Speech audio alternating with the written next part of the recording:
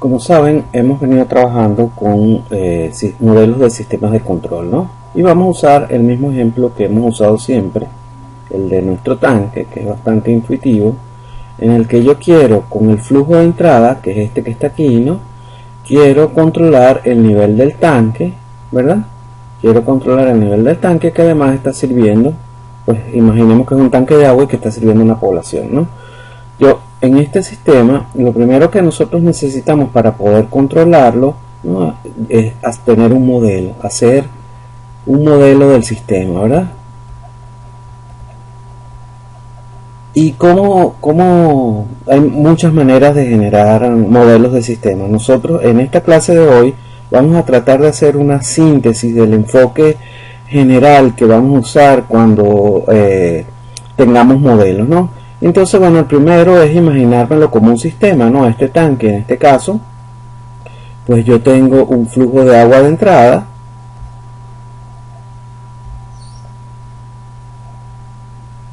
¿verdad? Y lo que quiero controlar a ese sistema que voy a llamar tanque es simplemente el nivel, ¿verdad? El nivel del tanque, que es la salida del sistema, ¿no? Y entonces ahora, para nosotros poder controlar ese sistema, necesitamos hacernos un modelo. Necesitamos un modelo, ¿no? Es decir, si yo quiero controlar, si quiero predecir, si quiero analizar qué es lo que va a pasar con ese sistema tanque, yo necesito un modelo. Y entonces aquí sí empezamos con la clase de hoy, ¿no? Que lo que va a sentar es las bases del enfoque nuestro a modelo de sistema. Y entonces, fíjense, nosotros lo primero es que vamos a tener distintos tipos de sistemas, ¿verdad? Tipos de sistemas. Nosotros vamos a tener sistemas eléctricos, sistemas mecánicos. Dentro de los mecánicos tenemos los que se mueven en línea recta, que los llamamos traslacionales, que se trasladan, y los que giran, que son los rotacionales, ¿verdad?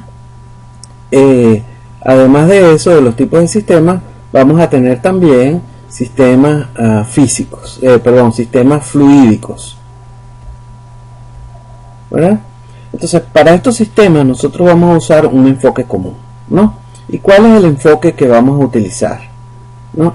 Lo primero es que nosotros vamos a mirar cuáles son las variables que definen la potencia, ¿no? Cuáles son las variables que definen la potencia en cada uno de esos elementos. Por ejemplo, en los sistemas eléctricos, nosotros sabemos que la potencia viene definida por voltaje y corriente, ¿no? En los sistemas mecánicos traslacionales, la potencia viene definida por la fuerza y la velocidad, ¿verdad? Y en los fuerza-velocidad en los sistemas mecánicos traslacionales, o torque y velocidad angular para los sistemas mecánicos rotacionales. Y por último, para los sistemas fluídicos,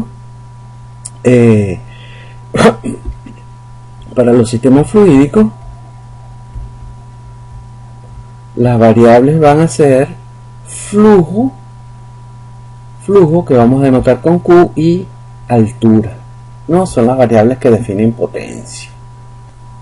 Continuamos entonces con nuestro modelado de sistemas. Observen que el otro punto es que nosotros, además de que nos vamos a mirar en los elementos, en las variables que determinan potencia, nosotros nos vamos en cada tipo de sistema, nos vamos a concentrar en los elementos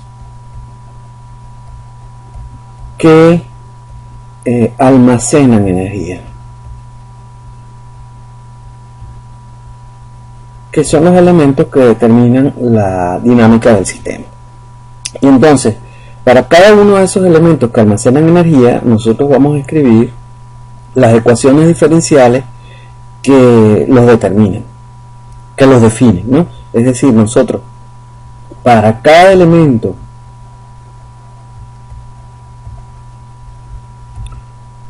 que almacena energía,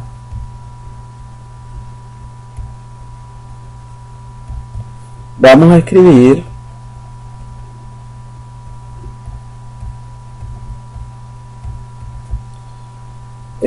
sus ecuaciones asociadas, sus ecuaciones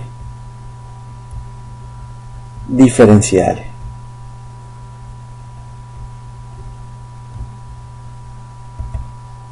Con la peculiaridad de que las ecuaciones que vamos a escribir, las ecuaciones diferenciales que vamos a escribir, por ejemplo, la ecuación diferencial, algún elemento, un parámetro, ecuación diferencial de la variable con respecto al tiempo, tiene que ser una función de las entradas del sistema y de esas variables y de las variables asociadas a los elementos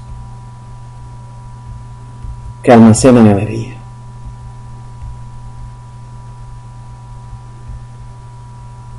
Y que nosotros vamos a llamar a esas variables de estado. Entonces, para resumir, cuando nosotros vamos a enfocar el modelo de un sistema, lo primero que hacemos es identificamos a los elementos que almacenan energía.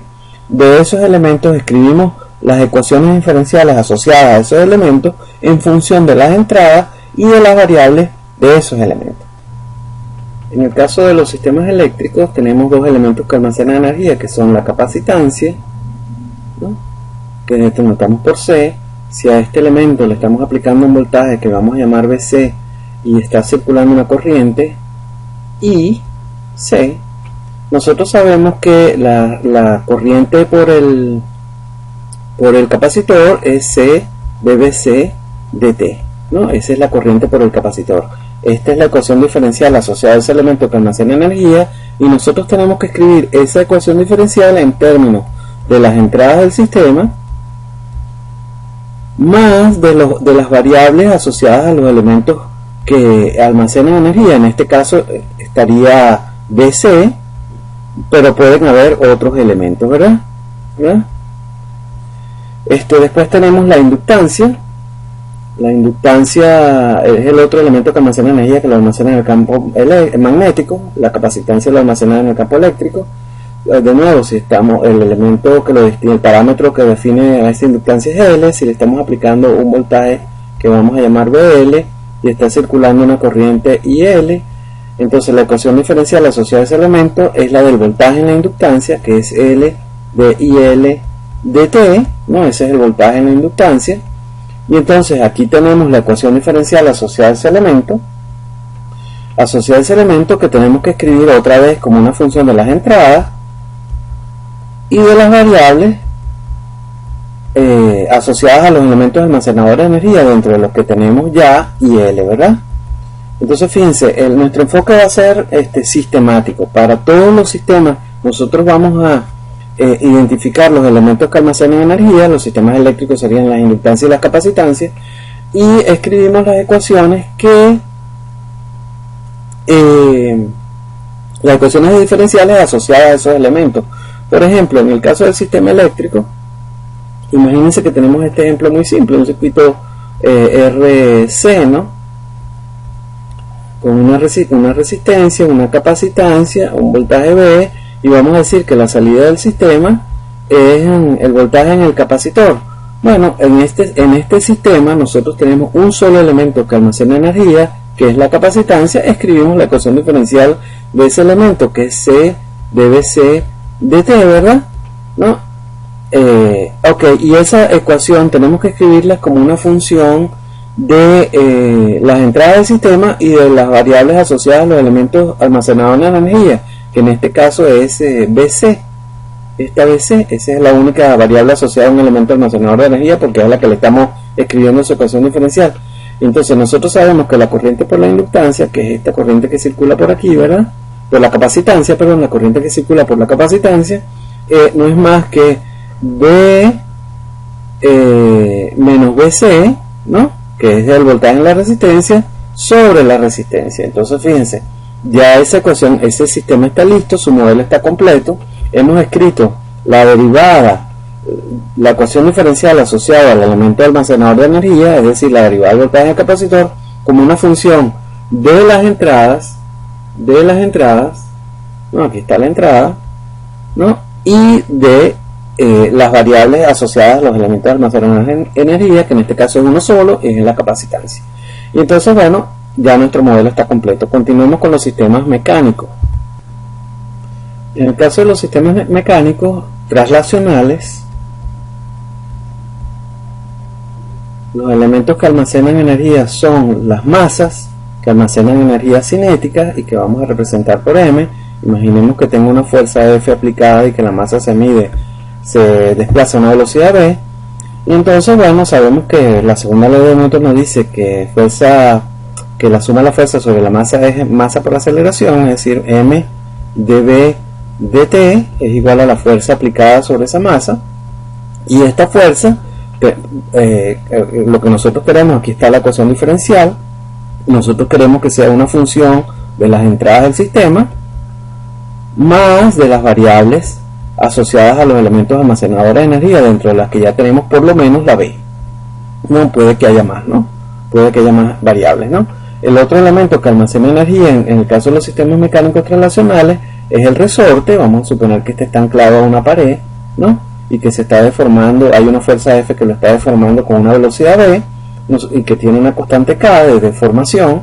Nosotros sabemos que 1 sobre K por la derivada de la fuerza con la que se está deformando ese resorte con respecto al tiempo es igual a la velocidad de deformación.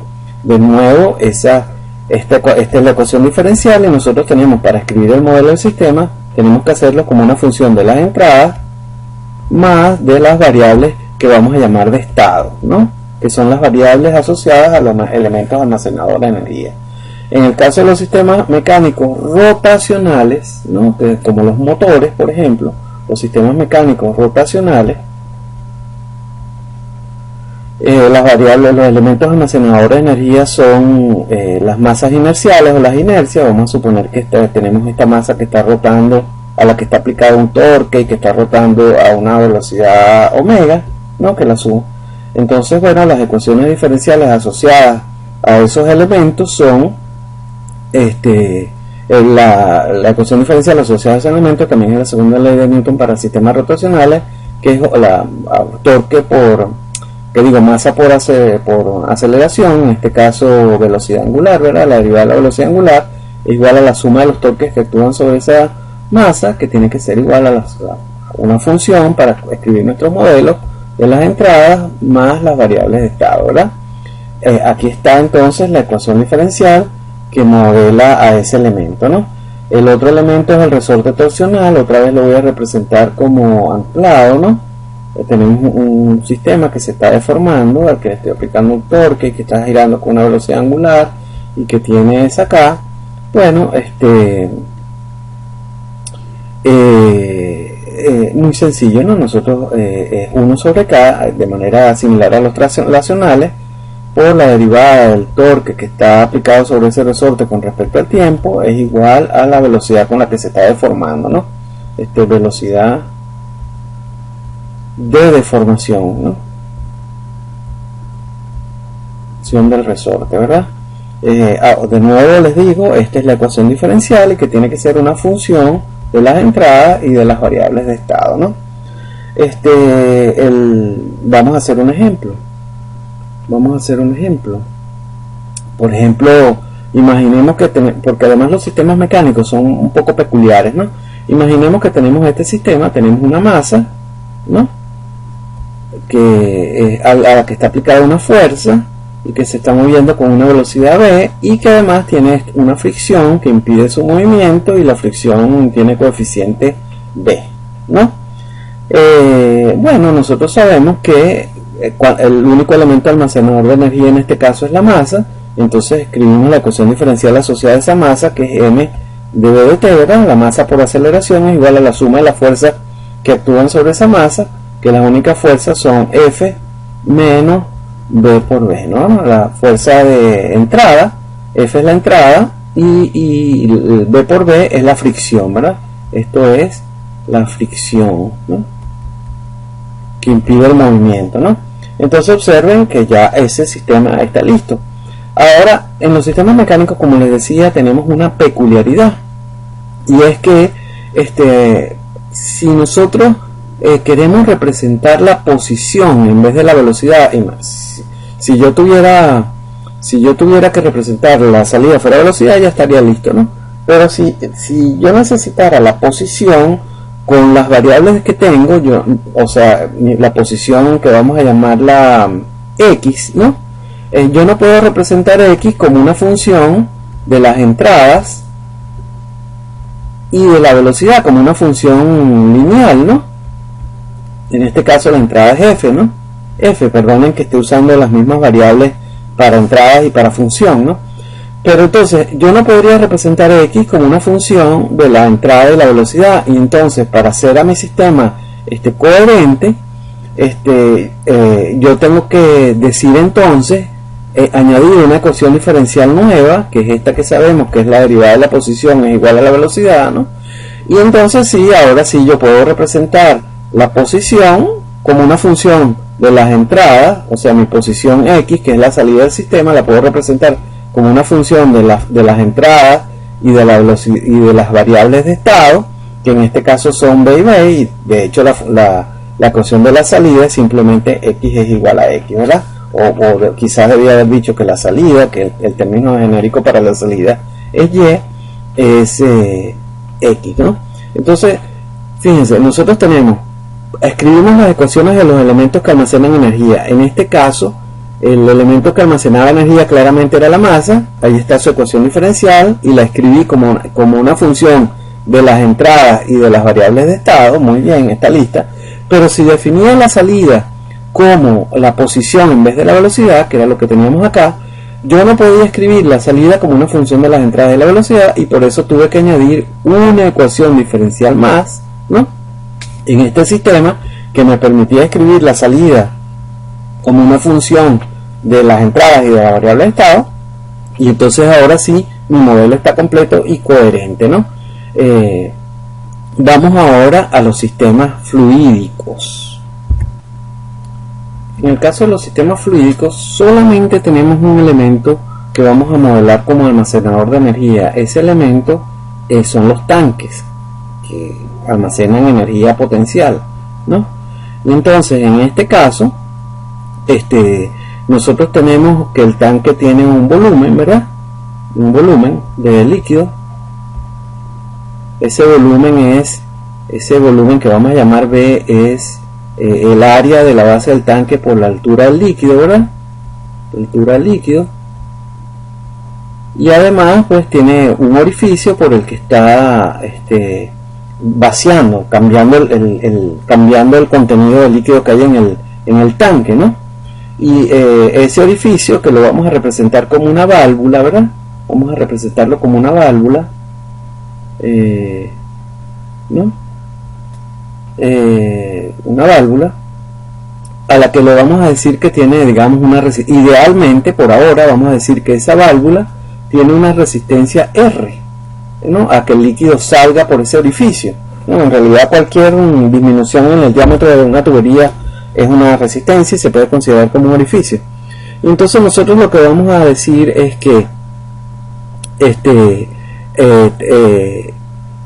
vamos a suponer también que en ese tanque hay agua que está entrando, ¿no? Hay flujo que entra, un flujo que entra y un flujo que sale, ¿verdad?, que está saliendo por aquí, ¿no? Entonces, por supuesto, como hay flujo que entra y flujo que sale, nosotros vamos a tener que el contenido de líquido en el tanque, el volumen de líquido en el tanque va a estar cambiando, y lo que decimos es que la derivada del volumen o los cambios en el volumen de líquido en el tanque son iguales a el flujo que entra menos el flujo que sale, ¿no? Este es el flujo que entra y este es el flujo que sale, ¿verdad? Los cambios en el volumen de líquido dentro del tanque son iguales al flujo que entra menos el flujo que sale.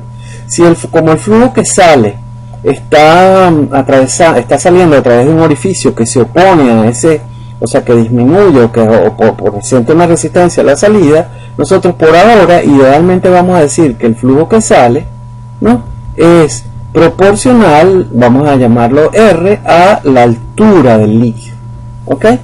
Es decir, estamos diciendo, y que idealmente no es así, en realidad es una relación de raíz cuadrada, que el flujo que sale es proporcional a eso, ¿no? Y entonces, bueno, cuando nosotros encontremos un tanque en un sistema, un tanque que está recibiendo agua y que está entregando, o que está recibiendo líquido y que está entregando líquido, nosotros siempre podemos decir, como el volumen es el área y el área es constante, siempre vamos a poder decir que el área por la derivada de la altura con respecto al tiempo, que era lo mismo que área por altura es volumen, ¿verdad?, es igual al flujo de entrada, ¿no? Si está saliendo, si el flujo de entrada es una señal de entrada, menos la resistencia si está saliendo por una válvula o por un orificio, por la altura del tanque, ¿no? Estas serían las ecuaciones que modelan a mis sistemas fluídicos. En los sistemas fluídicos no vamos a considerar los elementos de tuberías muy largas, que también hay alguna dinámica ahí, pero nosotros la vamos a despreciar y vamos a considerar que el único elemento que almacena energía son los tanques que almacenan energía potencial de acuerdo a esta relación. Esa es la relación que vamos a usar siempre.